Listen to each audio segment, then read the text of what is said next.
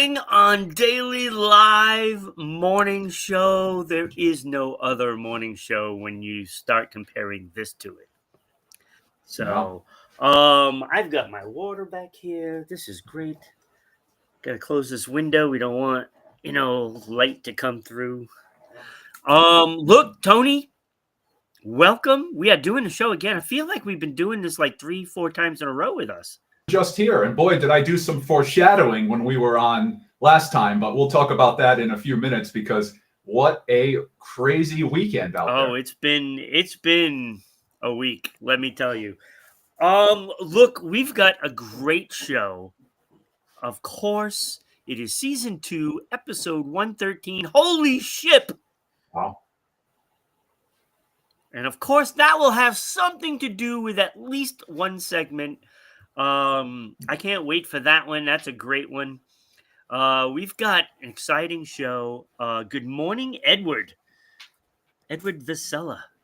Thank you for watching. Oh, him and I go way. And actually, we were just talking about people that are in the power rotation. Edward Visella, if he had the free time, would be a fantastic person to be in the co-host rotation on this show right here. So I'm just going to put that out there in the universe. All right. So, see, Tony, you know a lot of people.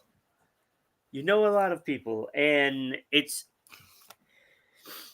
going to come into play, I'm sure, at some point in our endeavors. Little hint on one of the segments could have something to do with this right here. Endeavor. And did you give up on song lyrics? Because I remember the last handful of shows I was on, the show was named after a song, but I'm sure that there's a song out there called Holy Ship. There probably is, but it just comes to what the topics are, and a lot of times it does have to do with a song, and those songs fit very nicely. I like doing that, naming it after a movie or a song title or something to do with entertainment, whether it's a play or whatever. Today, it is just an expression, holy ship. So, but we've got stuff about libraries today. I cannot wait for that one. And of course, some support during some bad news cycles. So you want to stay, we have everything on this show. And we also have fun facts. And I did a fun fact yesterday on sperm whales, of all things. I mean, it just struck me as interesting. And then I decided to dig a little deeper. Today, I don't want to give it away, but you're going to want to be here for it. I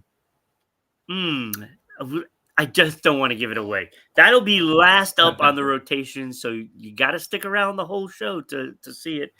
And of course, the holy ship, segment. You'll want to stick around for that. So, Edward, thank you for being here. Hopefully, you stick around the whole show. And, in comments and stuff, we'll definitely, bounce back and forth with the people that do comment. But, Tony, let's get into all our social medias that you can find, right? Follow us on all the social media, including where you watch us live here on Facebook at RI Broadcasting. And then also keep us in Zuckerberg's good graces there. You got to keep us in Zuckerberg's good graces. It's been good lately. Zuckerberg has been on our side. He's been busy with other things trying to launch that AI company. So he's been leaving us alone for the past couple of weeks. Yeah, that must be it. One of the movies hit 1.1K. Oh, nice. And that was Trauma Bond. So watch that one. Or just go into the new series that we have, A God Named Pablo. That first episode hit 1,000. And the second episode, I believe, is closing in on 400 already. So go check those out. The new episode of that will be next Monday. We will have episode 3. So also watch us live on Kick and YouTube at Rhode Island Broadcasting. Don't forget to click that little bell on YouTube so you always know when we're live. You don't want to miss any of it. We have great shows. You can also watch us with all the Twitchers on Twitch at RI_broadcasting. There, it is great to support the show with bits, and you can subscribe. That helps even more. So send those a couple of bits to us, so that way Tony can always put his 2 cents in.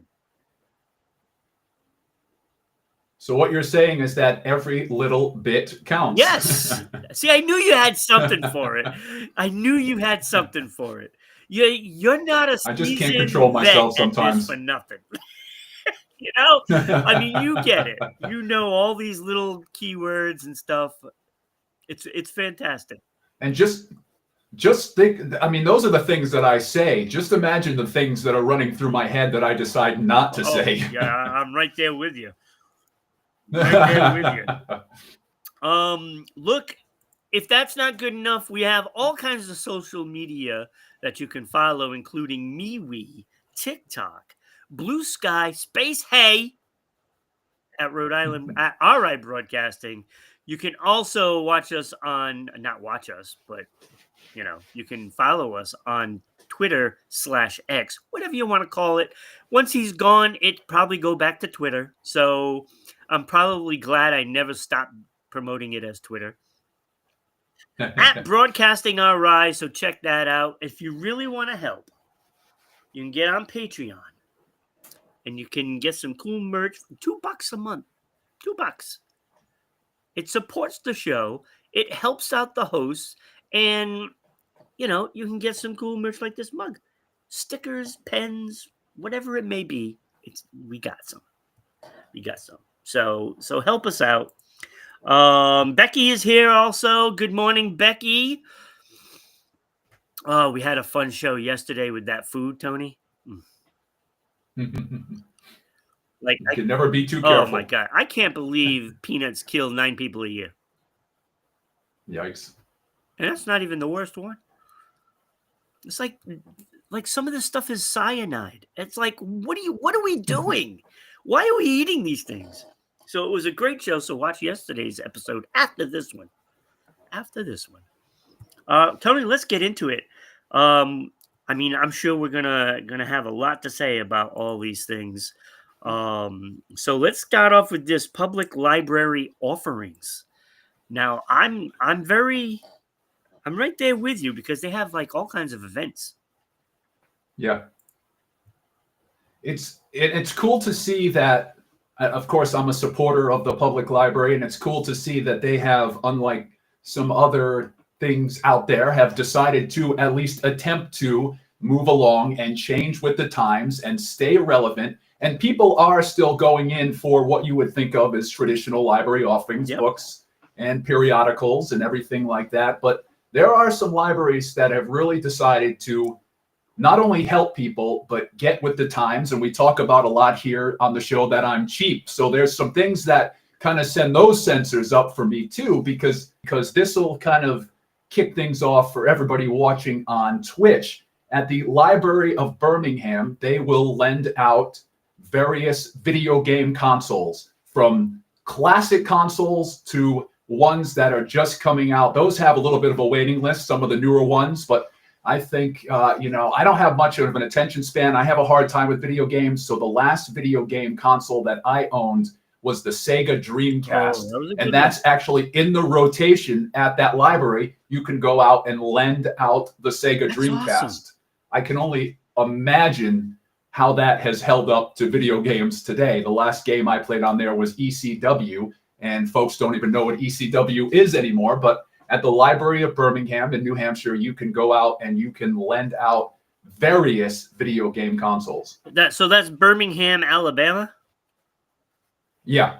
Now, I mean, that's pretty awesome. And you got to look at it this way, especially with a newer console, right? Not everybody can afford these things because they're massive amounts of money. And, I have like the Xbox One, and, not everybody has that system. So they can't play a lot of these new games anymore. But if you can go to the library and you can take that out, I mean, that's fantastic. or have a try it before you buy it situation where if you are Yeah. thinking, oh, I'm going to drop, hundreds of dollars on a game console, at least let me get it home and use it a little bit first. Becky says, Crash Bandicoot on PS1 was my favorite. That's an awesome game. That's an awesome game. PS1 was a really good system. I liked it. I liked the Sega Genesis. I had that back in the day. That was my favorite one. And the Xbox 360 was my favorite Xbox, where you can actually play a game without having to go online. Now, you can't play any of these games unless you go online at least once, in a day for Xbox, and most of them can't play unless you are actually online. So it's not. It's a little more difficult these days, and it's getting expensive. Yeah. If kids got to experience James Bond on 64 or Sonic on Sega Genesis, can you imagine?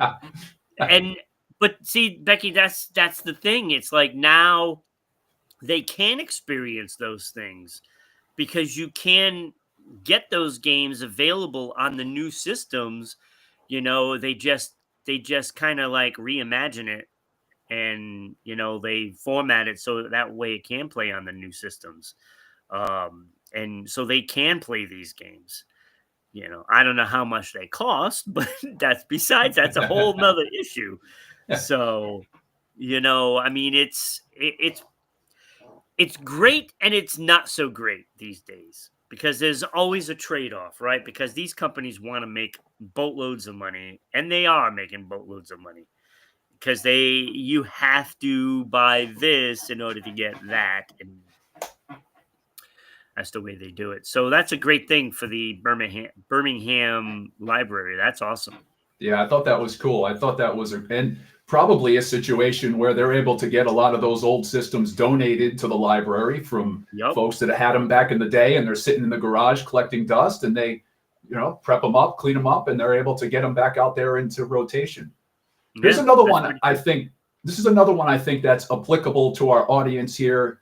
If you're watching this, you're probably a fan of independent media, and I am a purveyor and a staunch supporter of independent media. So Seattle Public Library, they have a lab on site where you can go in and you can create a streaming show, a podcast.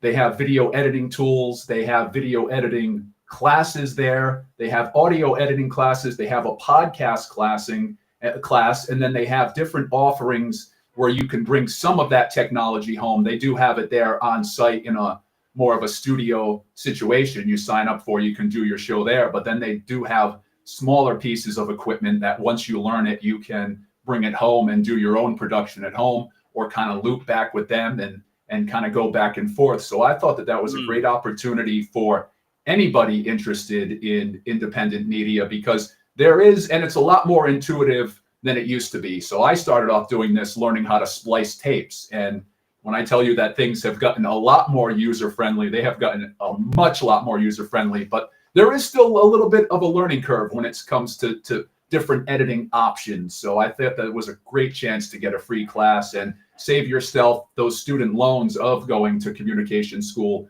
like I did and spent a lot of money on. So you have a great option there. Oh my God, that comment is priceless, Becky. I worked at Toys R Us in 2005 when Xbox 360 was coming out, I'm assuming. This guy came in and was flirting with me. Well, so I thought. He wanted an Xbox real bad. So after chatting me up for a bit, he says, "So can I get your number?" I blushed and I was like, "My number? Yeah." So he went in for an Xbox and came out with your phone number. That's a good trade-off,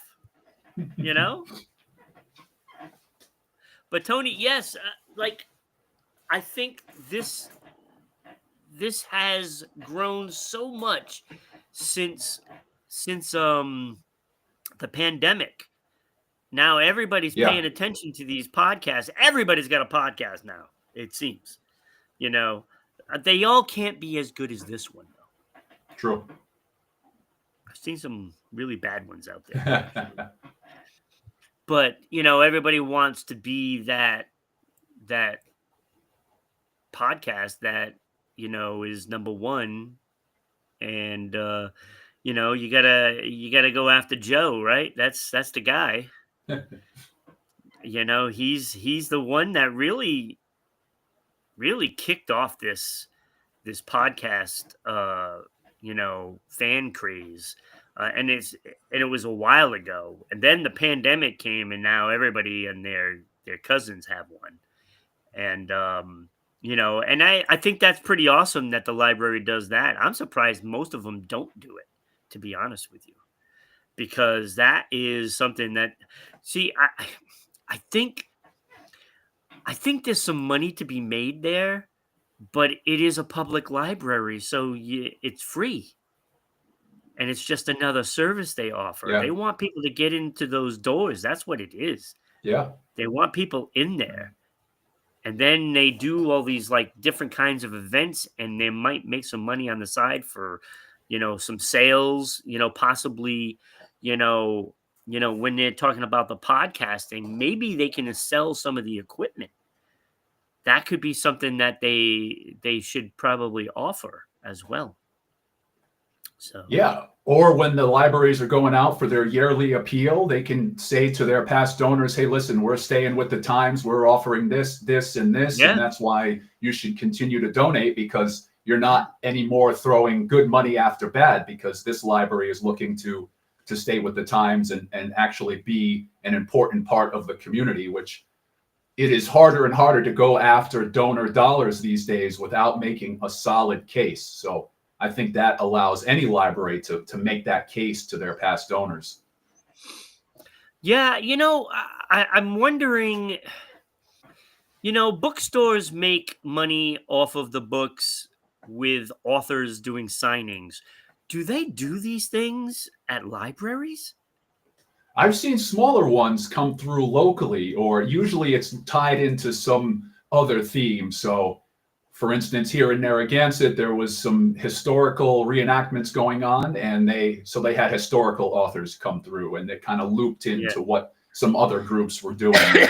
Seen that at different libraries throughout the past, or book clubs, and then that author is the one coming through for a certain signing. But yeah, that's going to be a tough one to make money with, because people are just going to drop it off and bring it back, or get it off of Amazon, but that signed copy is an investment, so maybe that's the option to try to make at least a little bit of money. Yeah, so I've gone to board game events. They've had I've seen at the Cumberland Library, they had like an event there, like a little small con kind of thing, right? Mm-hmm. Yeah. But they had a band playing there. And it was pretty impressive that they have all these things at these places, at these libraries. So they have like art classes, they have all kinds of things. And all you need to do is either go online, because a lot of them are online now, or just drive by and just find out their events calendar. And you'd be surprised on what kind of things you can find at libraries, whether it's self-help classes, whatever it may be. A lot of places offer these things. You have any more of this? I have one more, which I think is hugely interesting, but this is jumping over to the UK, so maybe not a lot of people have gotten there here yet in the States, but in Hampshire, UK, they have the equivalent of a small gym as part of the library offerings. In the basement, there's just, it's just a basic setup, but not everybody, even with the big box gyms being $20, $25 a month, not everybody can afford to add that into their various subscriptions. So they have a small gym in the basement of the library, free weights, cardio, but then they also offer classes to go along with that, which you do see at different libraries here. You'll see yoga classes and meditation classes, but they have fitness classes as part of the gym, and then the gym itself, where you can go in just like your regular gym, but you scan in with your library card instead of your Planet Fitness card, and there's that small gym in the basement there as part of the library. Yeah, I mean, I think that sounds like a fantastic idea because, like, you can just go on a treadmill and just put a book there, and you can Yeah, read while you're on a treadmill. Like that is actually kind of brilliant when you start thinking about these things. It doesn't have to be fancy, a few free weights here and there, a treadmill, some and a couple of yeah, machines maybe. I mean, I think that's a brilliant idea. So you could actually drop off your kids. They can go and read a book, whatever, because kids do like to do yeah. that. And it gives them their little space at the library, and the parent can go downstairs and work out, or vice versa. And that's going to be another situation. Well, and it's a little something more productive for the parents to do instead of doom scrolling while the kid's in story time. And I have to assume that that is another situation where they're able to get a lot and quality equipment donated, because think of how many people that have a free weight setup or a Peloton or a treadmill sitting in their basement, sitting in their garage, collecting dust, or they're using it as a glorified clothes hanger, where I'm assuming that the library is getting all of that equipment donated, and they're able to set that up at little to no cost for them, staff it with some folks that are just interested in fitness, maybe donating that time, and before you know it, you got a full-fledged gym set up in the Yeah, I mean, library. it doesn't take much. All it takes is one person to start, with brainstorming. All it takes is one librarian or even the janitor, you know, Yeah, say, hey, you know what you should do? You should do this. And that's all it takes. And then they can think about that. And, as crazy as some ideas sound, they turn out to be tremendous, and yeah. that sounds like gold for, to put a gym, Gold's Gym. To put a gym Nice. inside the library. I think that's fantastic. That's brilliant. Brilliant. So, Yeah. um, It's one of those situations where you think, why didn't I think of it right, first? right. There's so many. There's really endless possibilities. I mean, like, why not a coffee shop? Yeah, Somebody can go in, grab a coffee, a muffin, and read a book. Like, I mean, this is just sounds like just n- normal everyday things, but if you put it at a library, you get people to notice, and then they start getting curious after a while, yeah. and they'll read. Reading is a good thing. It is. So, what else you got, Tony? Any more? I'll leave it at that. The other thing, just quickly to the point of this, is that if you are someone looking to put on an event, there are great options at your community library, and they try to make it as user friendly as possible. So here where I am, you just go on, you fill out a form, and there's like 5 or 6 different rooms that you can book. I know Warwick Library here in Rhode Island has a huge room. They'll even set up the AV, they'll set up the chairs, they'll configure it any way that you want. So if Yeah. you are thinking about an event and you don't want to lay out all that money, consider, usually you have to be a resident of the community, but consider the library near you as an option for an event, because it is a great cost saving measure. Yeah, like you could have a birthday party there. I mean, like, look, depending on the kid, and I gotta say, even teens at this point, I've seen a lot of teens reading books, and whether you have that age or 5-year-olds, you can do a birthday party at a library because Yeah. there are some benefits, and you could make it fun. You can make it fun. Like little science projects or something like that. Whatever it may be, whatever your kid's into, you can find stuff at the library that pertain to that and then incorporate that into it. I think it's a good option. I think it's a good option. That was fantastic, Tony. I love that segment. Oh my lord! Because now the ideas are like spinning. Those hamsters are working overtime in there. Oh man! All right, that was great. See, we just filled people with knowledge. Filled him with knowledge. So again, season 2, episode 113. Holy ship! And here it is, Tony. James Cook's Endeavour found. Where did they find it? Right here in Rhode Island. Right. Right here in Rhode Island. Now, there's a little bit of stickiness around this one, with two groups pertaining this. But let's start off with the facts before we get into that part of it. Captain James Cook, famous lost ship, the HMS. It sounds like some sort of a health business or something. HMS Endeavour has been found off Rhode Island after 250 years. 250 years.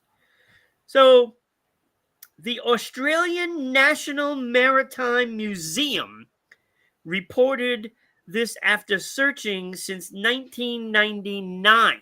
Jeez. Now, Daryl Karp, the museum director, this is what he said. It was a culmination of 25 years of detailed and meticulous archaeological study that included underwater investigation in the U.S. and research in institutions across the globe. Now, 1768 to 1971. Yeah, 1771.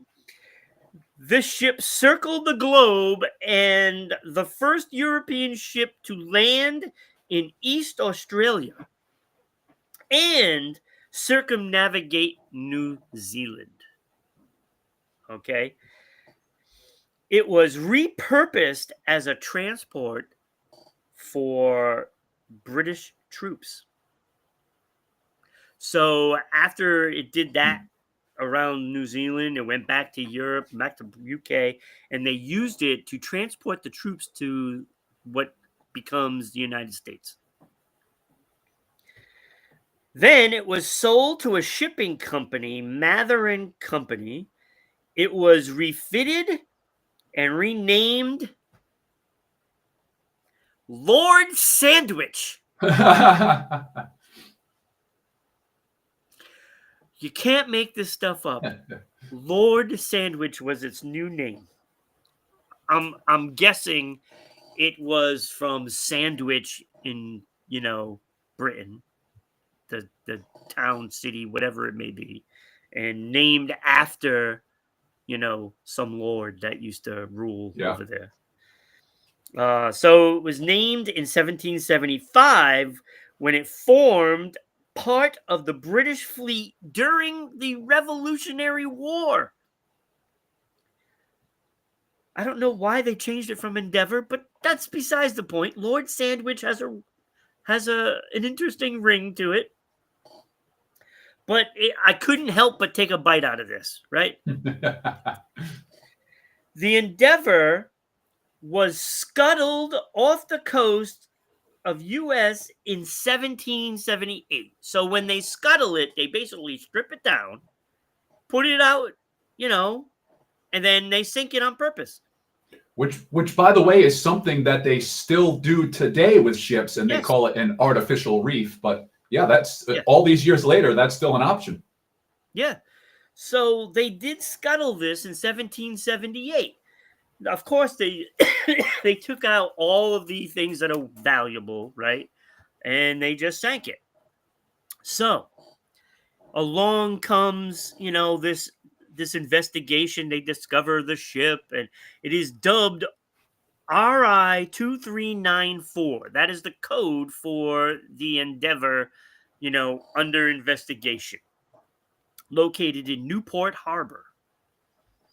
They compared the wreckage to historical plans of the vessel. So they studied the vessel plans and they know, all the details of the ship. Placement of certain timbers. So they have certain things a certain way in the boat, and they compared that. Location of all its main and fore masts. So they're not placed the same in every boat, and the dimensions tell you what boat it is. So a 1768 survey of Endeavour came into play as well. So when it's about to get sent out to sea, it gets, inspected and surveyed, because that's what UK did, right? Showed the size of the timber scantlings. I don't know what scantlings are. I'm just assuming it's like where they, nail things down or whatever it may be. Little hooks here and rings there and, whatever it may be that they put this thing together. And they are almost identical within millimeters. So the stem scarf is identical and is a unique feature for the ship.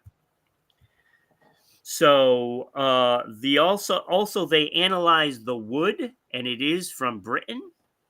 I don't know how they can tell that, but I guess they can. So everything pointed to being the Endeavour. So the findings were published in 2022 by what is it, the Australian National Maritime Museum, right? So they published it in 2022,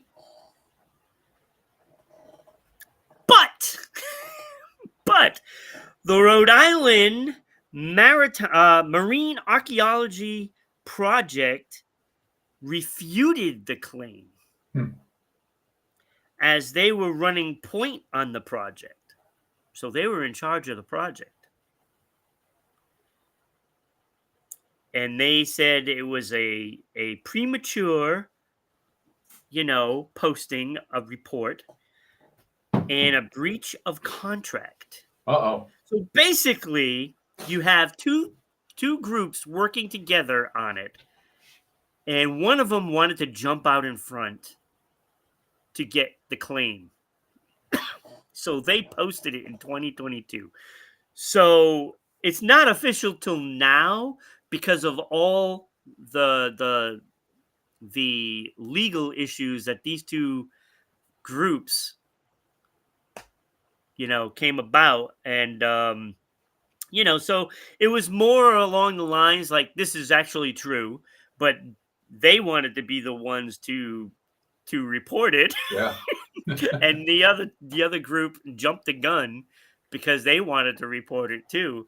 And so there's a lot of breach of contract stuff going on. Lots of things that say it is the Endeavour, and there is nothing that says that it's not. So, I mean, it is the Endeavour. That is, but they just got their butts hurt because they wanted to be first. They can't work together. You can't report it together. Yeah, why not? Really. So it was a lot of pettiness. That's why it's been 3 years, and then they finally divulged this, because I guess it was in the courts. So when it's all said and done, it is the Endeavour because the proof is there. There's only when it comes to those ships back then, they were not mass produced. Yeah. It was built.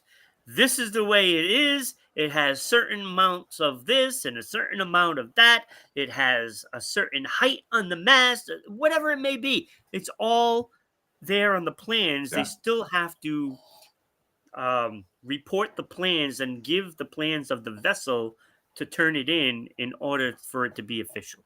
And thank God that there is actually stuff like that you can actually tell. Now everything is a cookie cutter.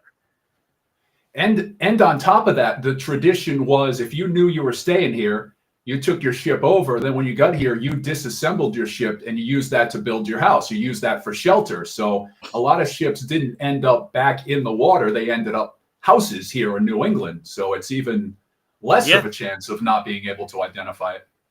Right. So I think it's pretty awesome that a famous ship was found here in Rhode Island.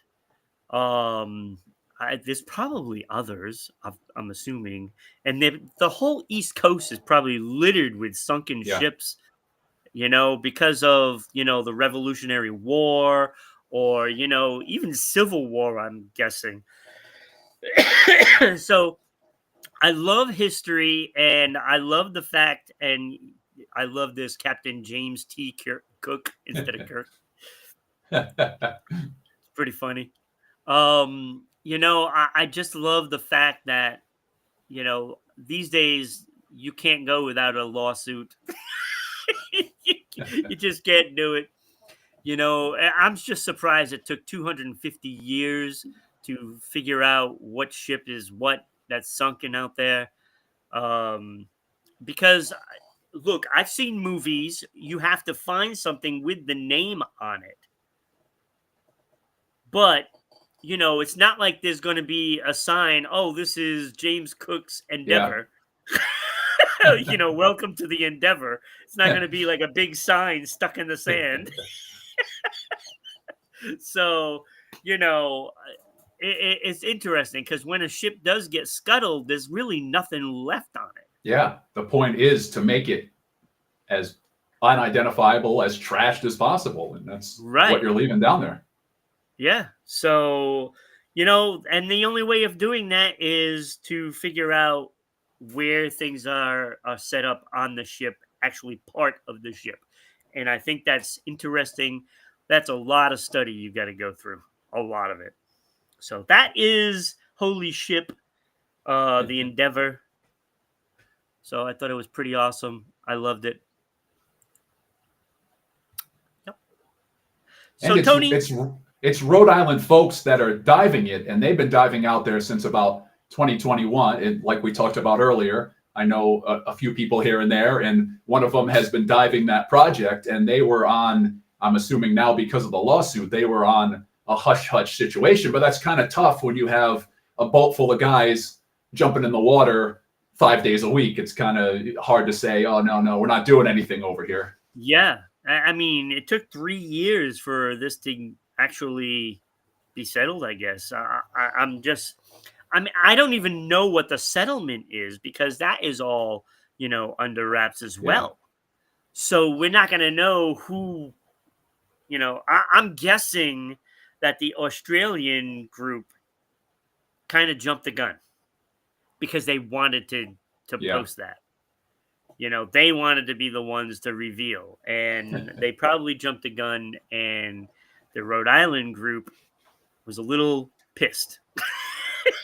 Especially if they're the ones out there actually on the ground in the water, you could see why they would be a little unsettled about that. And rightfully so, and rightfully so. So I mean, hope it all worked out for both groups.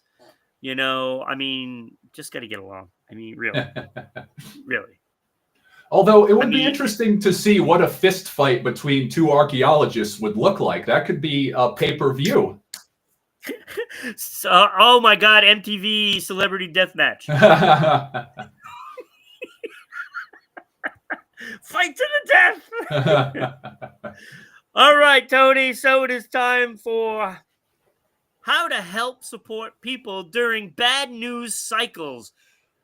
I think you got the longest title of a segment in the history of this show. It fit right across the screen perfectly, too. Look at that. Yeah, I had to shrink it. But yes, it does fit across there. We had to take out our names, so now you have to actually read these right here. So look, we've experienced that a lot. Everybody has. And this week has been a difficult week. Yeah. So explain Let's get into it. Let's get So into this. I tried to break it down to three, and I could do a whole hour, 2 hours, 5 hours on this subject. So it was really tough for me to try to break it down to three. But I did get to thinking about this when we were on last week, and we were talking about the protests and various things going on. And I kind of quipped that, there's a chance it's going to be a rough weekend. And I was thinking a couple protests would get out of hand, and that would be the extent of the rough weekend. I didn't know that World War III was going to break out and people were going to be going around dressed as police officers, and that there would be protests, thousands of them all over the country. And when Monday came, there was some people that were exposing themselves too much to the news over the weekend and on Monday that were really starting to feel it, to feel that World War III was coming, that it's the end of the world. What am I going to do? And I'm not poo-pooing on any of that sentiment, but there is different options where if you are a little bit more calm about these situations, to help people that are spiraling with a little bit of support, just so that they can hedge that a little bit. And the easiest one is, and if you notice that when you're watching traditional news, that good news story, that nice one about the Boy Scout who raised millions of dollars for scouting for food, or that pet being reunited, those warm news stories are at the end of the news broadcast, because there are some studies from the University of California that actually, if you're exposed to that good news story last, that helps to unwind a little bit of the exposure that you had to all the bad news stories. So anytime you can position that good news story last, it's going to be extremely helpful. So even if that's just reminding your friend or family member or the person that you're interacting with of that good news story, that can also help to unwind all the cognitive issues for all those bad news stories that they have been ingesting the whole time or all weekend or whatever the situation may be. Yeah, and it's like 25 minutes of bad news and then 5 minutes of good news. And hey, a puppy! They really have to search for these good news stories, right? It's sad that it comes to this. And, when we started talking about that, it was based on the arts. Yeah. We were talking about art events that were getting canceled and stuff. And it has taken on a life of its own, with the protests. Like, there is all kinds of stuff going on. Yeah. And I can understand how scary this is to a lot of people, especially if you're not from this country. If you weren't born here, it is scary. No matter if you have, if you've been, a citizen for how many years, that doesn't mean anything at this point. And it's got to be scary out there for people, because you never know when somebody's going to get jacked up, and they're not so kind either. They don't handle most cases with dignity. And now you've seen all the people that got arrested, all the veterans that got arrested, in Washington, D.C., all over the place. It's ugly. It's ugly. And I don't know. Fear does a lot. So how can we help support these people? In situations like this too, where even if you are, when there's so many things going on, even if you are someone that tries to limit their exposure to the news, it's in the zeitgeist now with so many things going on at once that even if you are trying to limit your exposure, it's almost, with this amount of strange things going on, almost impossible to do. So people that weren't affected by the 24-hour news cycle in the past because they weren't necessarily paying attention to those things really don't have a choice anymore. It's coming at you. Yeah. Look, I don't even watch the news, but I'm seeing all this stuff all over the place. So it's everywhere. Even during commercials, you see almost full-length newscasts of these events. Yeah. And it's so you cannot not see it. It's all over the internet. you know, you, you just turn, like you click your browser and then it comes up with the headlines. And what do you see? Mhm. That's what you see. You see all of that. Everything is about ICE, and you're going to see it over and over and over until things settle down. And I don't know when that's going to be. I don't know. Yeah, could be a while. Yeah. So, I mean, everybody's got friends from different countries. And you just got to be there to support them. And you got to help because they're nervous. Everybody's nervous because you don't know, like parades and stuff like that. They had a military parade that got out of hand. Like everything's out of hand, Tony.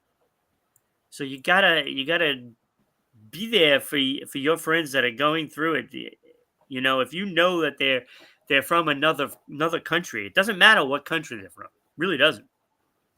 They're nervous and they're feeling the anxiety. So you gotta talk to them.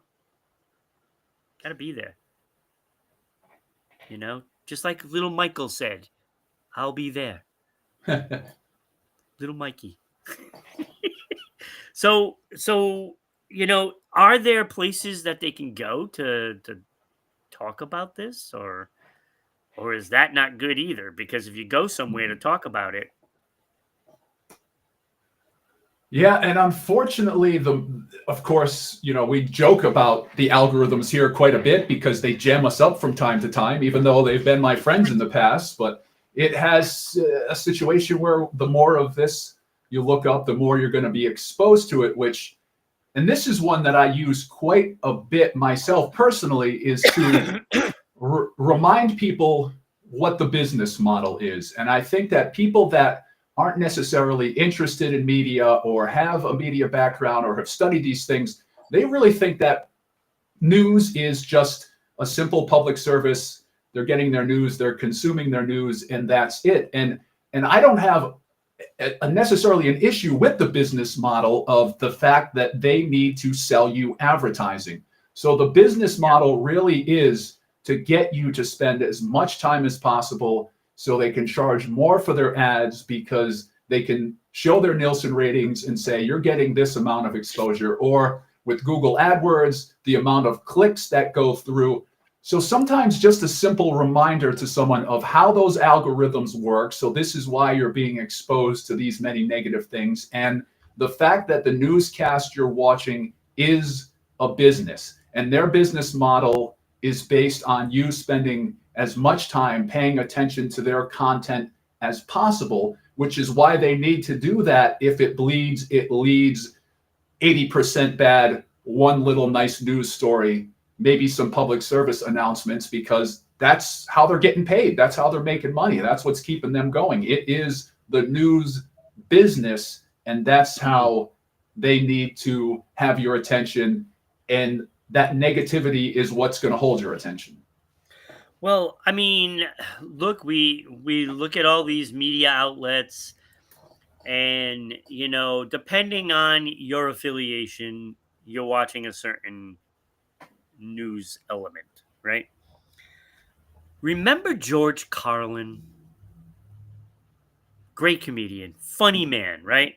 He did this bit about how the government doesn't want you to be educated. That's why education is always cut. They don't want you to be educated. So that way, if they keep you stupid, you tend to follow easier. You don't have thoughts of your own will. And and there is something to be said about that. George Carlin was right decades ago. Yeah. Decades. What is that? 70s, 80s? Maybe 80s, right? I don't know. He's absolutely right. And it is a business. News is a business. And we got to remember that. It's just like any others, take the cigarette business, the beer business. They're telling you one thing and they keep drilling it into you. It's the same thing. Yeah. And the problem we have now, you can't really get an objective newscast anywhere. I don't care what you think, who is neutral and who isn't. It is not possible. You have to probably watch all of them, and then somewhere in the middle is where you need to be. That's all we can say about it. Because you're not going to get 100% truth from any of them, Yeah. because there is somebody paying the bills. I don't know, Tony. I don't know what the answers are for all these people that are a little nervous out there. And there's so many. It's across the board. It's not even about Yeah. you know, about being an illegal alien or not. It's about, oh, am I going to have a job next week? Yeah. So it's Anybody across the that's board. It's everything.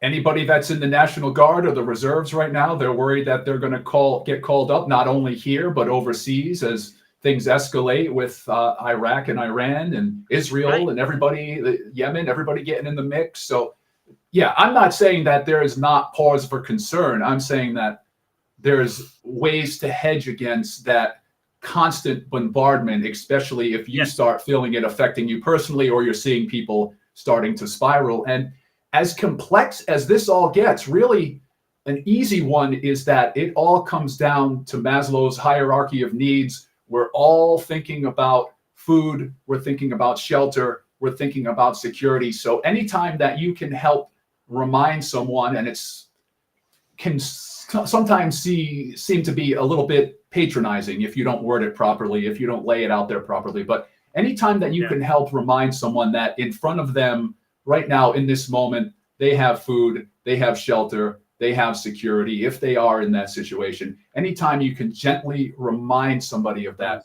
it helps hedge against all of this. They're able to get that quick respite when they take all of that into consideration. Yeah.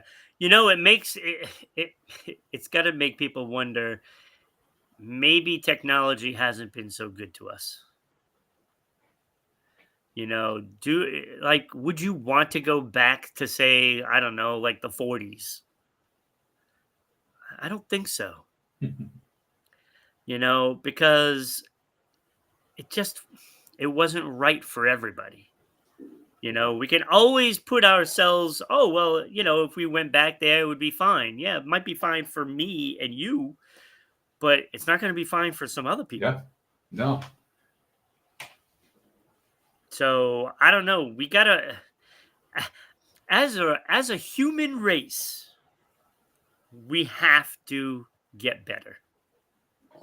That's all. I mean, it's never going to be perfect. It's never, because people in charge aren't perfect either. So, it's never going to be a perfect situation. But it's got to get better than this. It's got to. We have to do better. I don't know. That is it's interesting, and it's scary, and it's a lot of things. But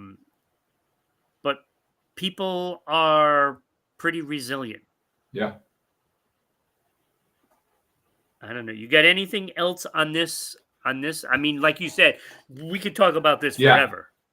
No, those are the easy three. When you see someone spiraling, remind them of the business, remind them of their needs being met if they're in that situation, and help them consider those good news stories that come on towards the end. Just simple ways that you can help when you see someone freaking out a little.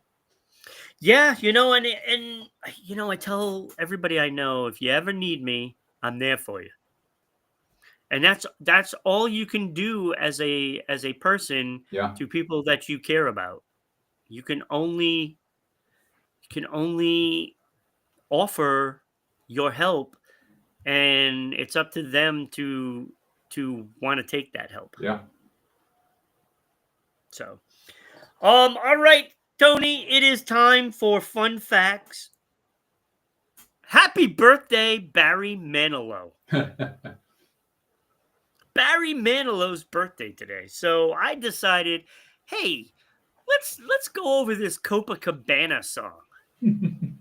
So I did fun facts of Copacabana, and all I have to do now is find it. So there's a lot of things. First of all, this was certified gold with 1 million sales. 1 million sales. Wow. Not a bad single, right? Pretty good. Do you know it never hit number 1 anywhere? It hit number 8 on the Billboard chart here in the United States. The highest it went was number 2 in Canada and France, and I'm guaranteeing that Becky probably bought it. On 8-track. She has to, right? The 8-track. That's great. But I think Becky was not, I don't know if she was around when it first came out. Because that was like, what, 79? It's 1978 it was released. He won a Grammy for Best Male Pop Vocal Performance with that song in 1979. So I don't think she was like grooving to the disco era. So he did win a Grammy for it. Obviously, it was inspired by the nightclub in New York City. And it was the best place north of Havana. Yeah, it's 2,000 kilometers north. So, what is that? Like 1,500 miles or something like that? I don't know. Maybe less than that. Maybe 1,000. So, I don't have the number to conversion. So, 2,000 kilometers. It's a long way. It's a long way. Well, it's Cuba. So it was inspired by the nightclub in New York City. It's funny because Barry Manilow and Bruce Sussman had a conversation about if anyone had named a song Copacabana before. And they had this conversation at the Copacabana Hotel in Rio de Janeiro. Wow. That's where they had the conversation, and that's where the nightclub was named after also, because the hotel is named after the beach. So Copacabana is actually the beach in Rio de Janeiro, and the hotel and the nightclub was both named after that beach. See, Copacabana is actually a beach. In the 1960s, Barry Manilow was a frequent visitor at the New York club, and then, of course, later did the song. Yeah. Let me see. All right. So Lola Falana was the inspiration for the Lola character in the song. So she was a showgirl, famous, did the tours and stuff like that. So she did all the nightclub scene, from all over the place. So she was named in there, and then had a thing for the bartender Tony, and then Rico ended up shooting him. Of course, that's the story in the song. So it's really a sad song when you really think about it, and people dance to this thing like it's it's all happy, right? No, it's a tragic story. So what it all comes down to is that the club owners were convicted of tax evasion, and the club shut down in 1980 after they got convicted. Then was sold to Mark Fleischman, who reopened it and then sold it in 1984. Wow. Quick flip. And then those owners closed it in 1986.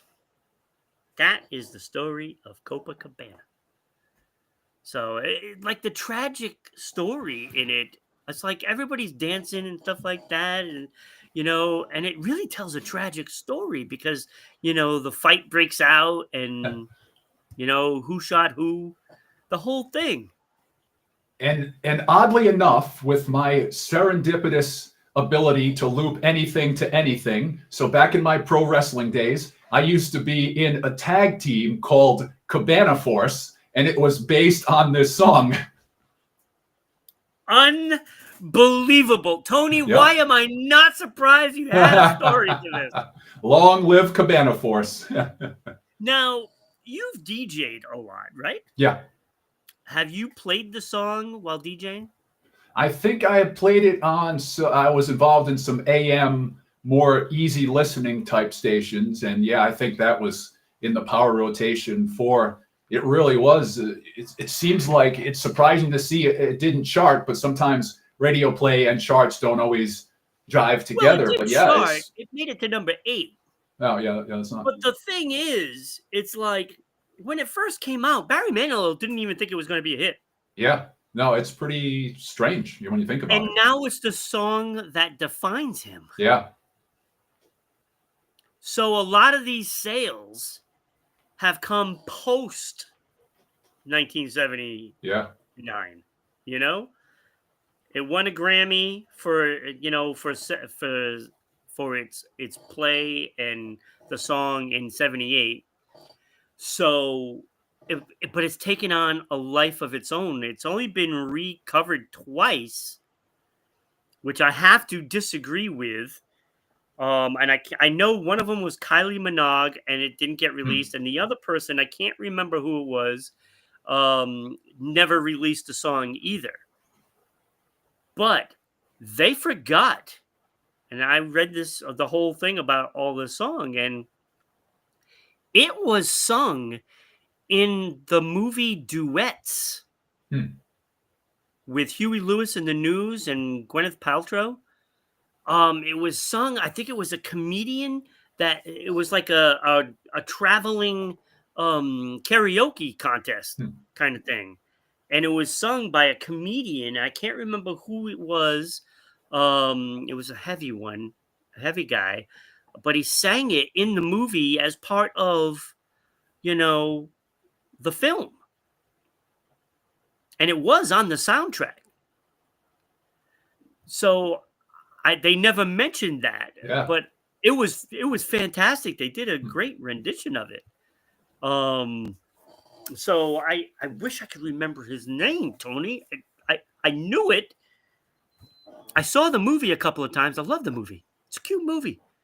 It's not gonna win an Oscar or anything like that, but it was a good movie.